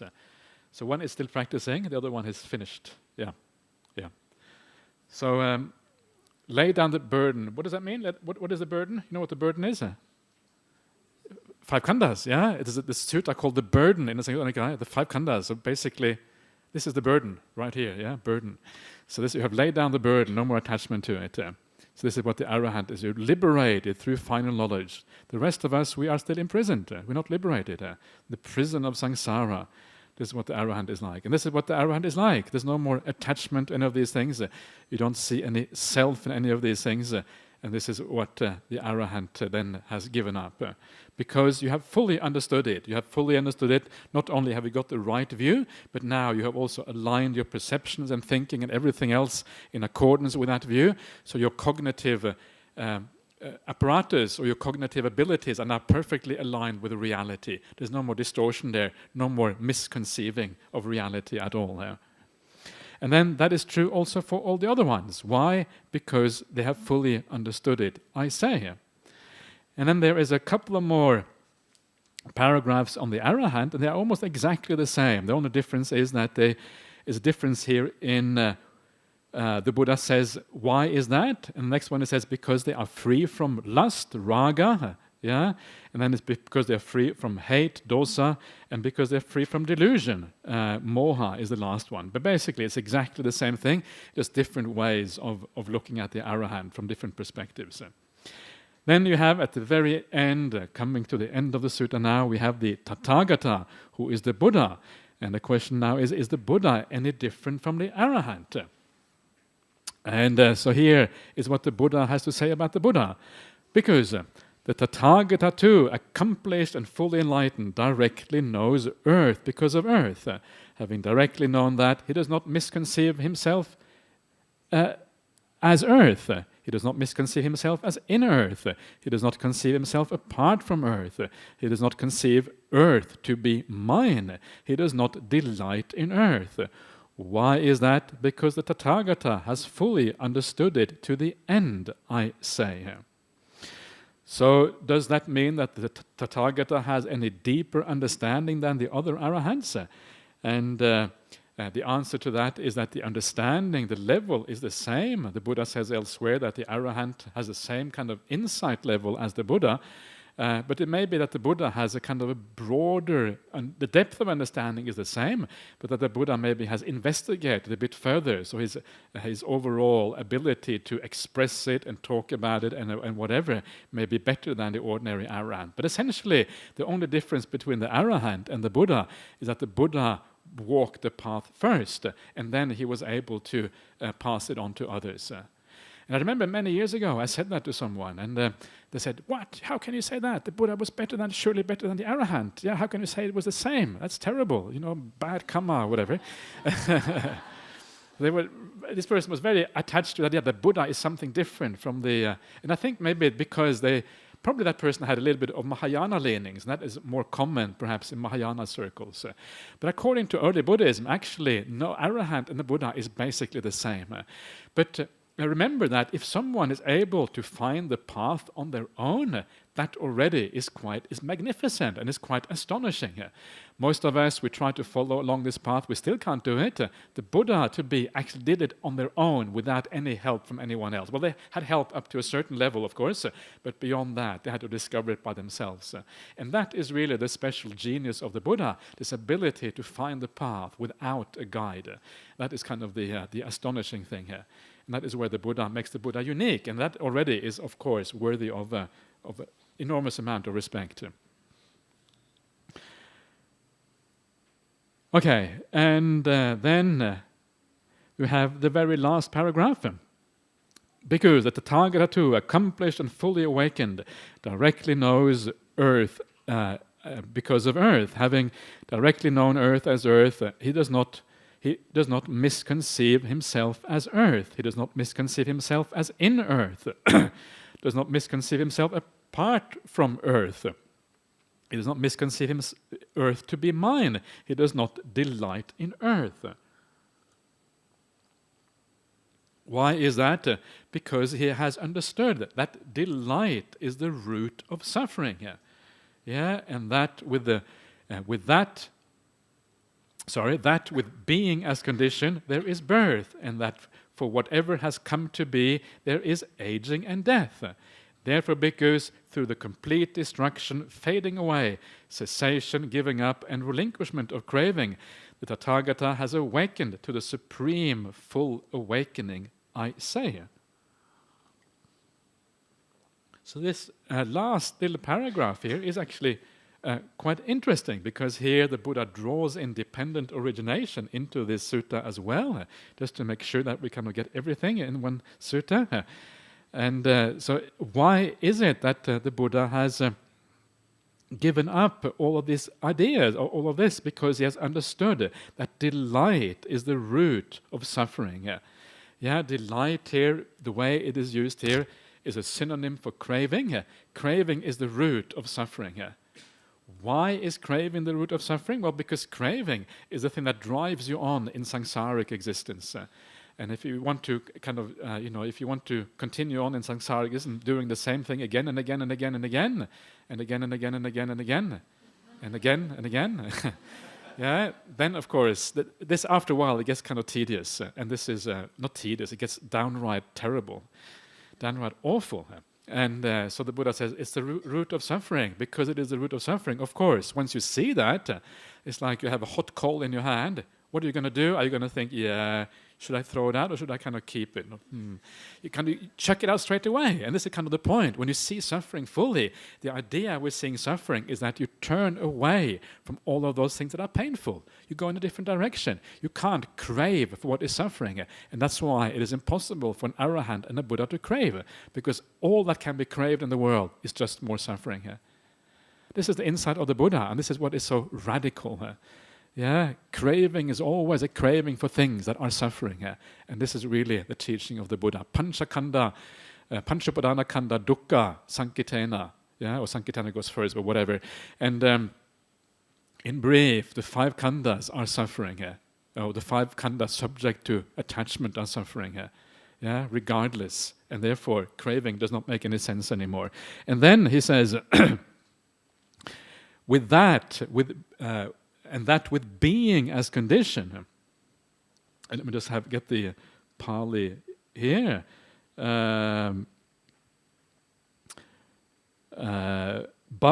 so bhava, being or existence. With existence as condition, there is birth. So here we are seeing the problem that once there is existence, is suffering, once you exist in a certain way, and that includes the delight is what in a sense makes you exist, because when you delight in things, your mind is set on certain things in this life. You attach to certain things, you hold on to certain things.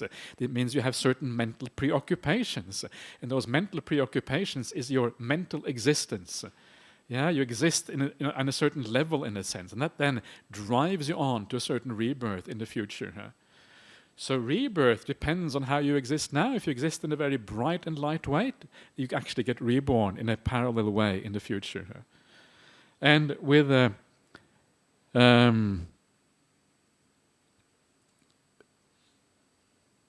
for whatever has come to be, this is then the idea of being reborn, there is old age and death.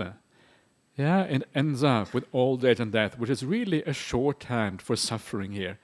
It says aging, but really old age is the correct translation. So it ends up with old age and death. And this is already very fascinating.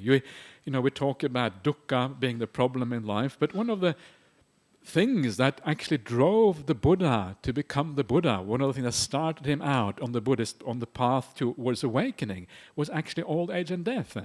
If you read the Mulapariyaya Sutta, the Noble Search Sutta in the Majjhima Nikaya number 26, the Buddha's main reflection that got him started on the spiritual practice was the fact that he was going to get old and die. This was how he understood suffering at that particular time. And he realized this, he actually talks about this in great detail.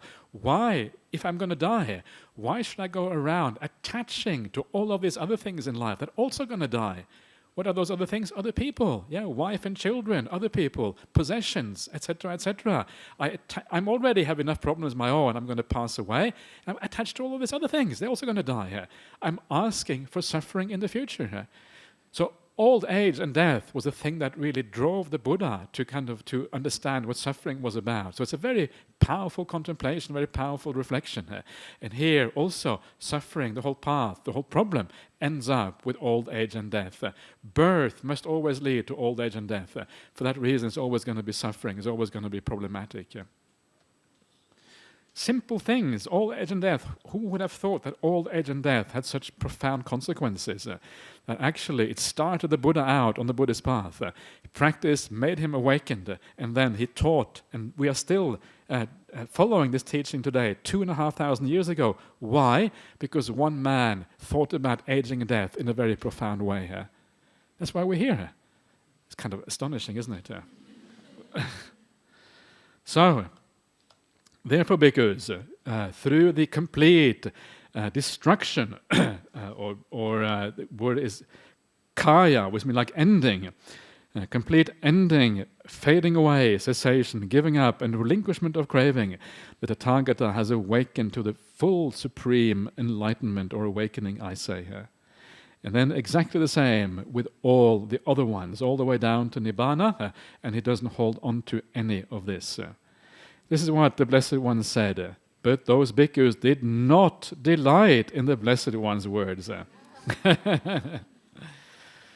Okay, so the very last one there, which is kind of interesting, did not delight. Every other sutta in the Pali Canon ends with they delighted, but not in this one. Why is that? And the reason for that, according to the commentary, and it kind of makes sense, is that these Brahmins had their entire doctrine and teaching overturned. What happened to my God Brahma? What happened to myself? It's all gone now. According to the Buddha, it doesn't exist at all. And of course, because it was all overturned, and now they felt really deflated, and kind of their conceit was gone and whatever, they were not happy after that. But it had a good ending. Because later on, according to another sutta in the Majjhima Nikaya, they were taught again, and when they were taught again later on, apparently they all became enlightened. So it was just a kind of initial shock of the reality of the Buddhist teaching, and later on it kind of went in the right direction. So good ending, like a Hollywood movie. So so there you are. Okay, I'm impressed you're still awake. It's really good news. That's great. Well done. So.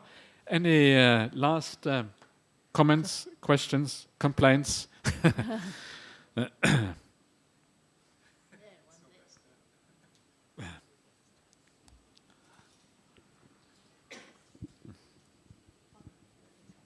Thanks, Bhante.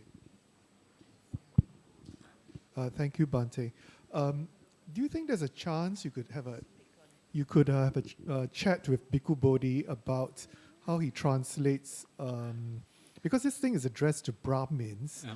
So there's a lot of evidence that at least two of the passages here need to be understood in the context of how the pre-Buddhists understood them. So, for example, the 4 paragraphs dealing with the seen, heard, sensed, and cognized is a motif that occurs over and over and over again in the Upanishads, where the Brahmins and even the Kshatriyas, they actually use an earlier model to the 5 aggregates. And that earlier model was the seen, heard, sensed, and cognized, and they treated those things as giving rise, as being the self. Yeah.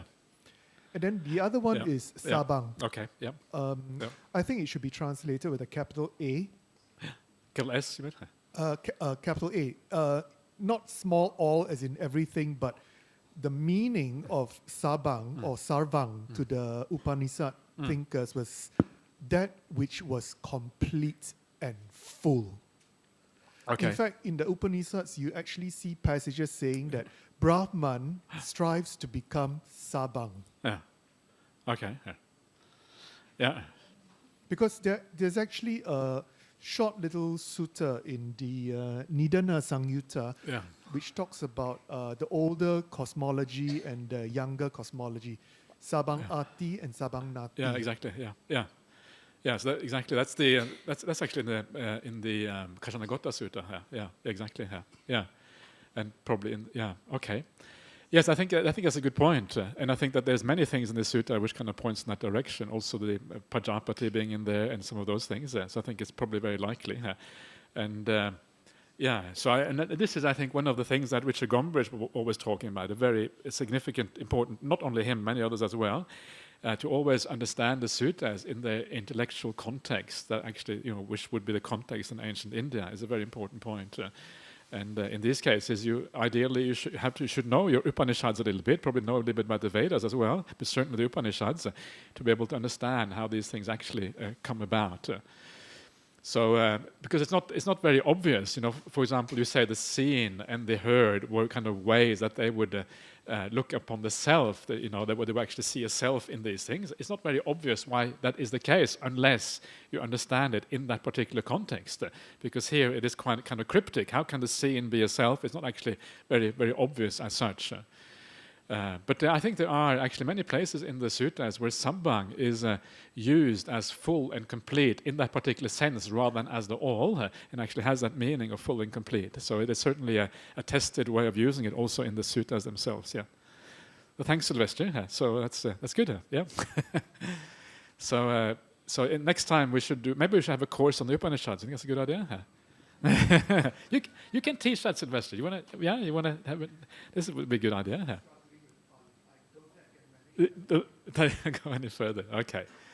Is there any other questions about any of this, or have you all had plenty enough already? There are still a few of you left, Amber. That's really really amazing here. So, anything else? Anyone want to say anything here? Yeah. Everyone. Yeah. Can I just know why do you say old age and aging? I thought that aging is actually also suffering. Aging is suffering. I'm saying that because the way it is defined in the suttas is always defined in a way that means old age. It is defined as kind of your hair becoming grey, your teeth kind of breaking up, and you kind of get you're kind of bent over like a roof bracket, all these kind of things. It's always defined as old age, not as aging. I think the reason why it is translated as aging is, I think it was done by Nibbana originally. I think the reason is because not everyone becomes old. Yeah. So because not everyone becomes old, you use age because everyone ages, obviously. So that is kind of more acceptable from a completeness perspective. But I think actually it is wrong. And this was another thing I actually pointed out to Bhikkhu Bodhi. We shouldn't translate it as aging. And he said, well, he had just inherited the term from Venerable who was the previous translator of this particular sutta. So if you look at the Anguttara Nikaya translation, it's translated as old age. Yeah. So, yeah. Okay. No more questions. We shall And there, last one, last shot. I have one question. It says that when you perceive something as it is, it's not as good. But if you know it as it is, it's better. But how do you perceive something and how do you know something? Because to me, if I see something, it's a cup to me. Am I perceiving it or am I knowing it as a cup? Thank you. You're perceiving it probably. I don't know, but I assume that you're perceiving it. But that kind of whether you're seeing a cup or not is kind of irrelevant, because cups are just cups. They don't really kind of matter all that much. What matters is how you relate to your body and mind. That's what really matters. That's the most important thing. But the way that you know, the way that you perception is always distorted until you have the knowledge, until you have a deep insight. It's only with a deep insight that you actually know things as they actually are. And that insight depends on samadhi. Samadhi pacchaya yata buddha nanadasana. So you have to, actually doesn't say that, it says upanisa. And anyway, you have to, you need that samadhi, you need that deep meditation to actually be able to see things according to reality. That's what it's. So knowing things means seeing them according to reality, in a deep sense. And it's whether you see a cup according to reality is kind of irrelevant. It really refers back to your body and mind. That's what it refers to. That is the content of the insight or wisdom meditation ultimately. So normally in ordinary life, perception is always going to be distorted. Okay. Thank you, Ajahn. So sadhu, sadhu, sadhu. Let's pay respects.